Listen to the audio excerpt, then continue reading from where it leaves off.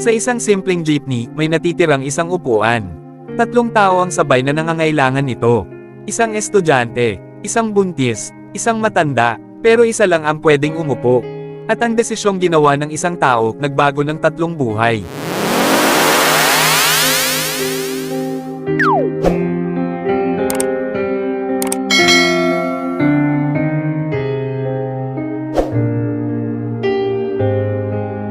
Isang desisyon sa huling upuan, na magtuturo kung sino ka talaga kapag walang nakakakita.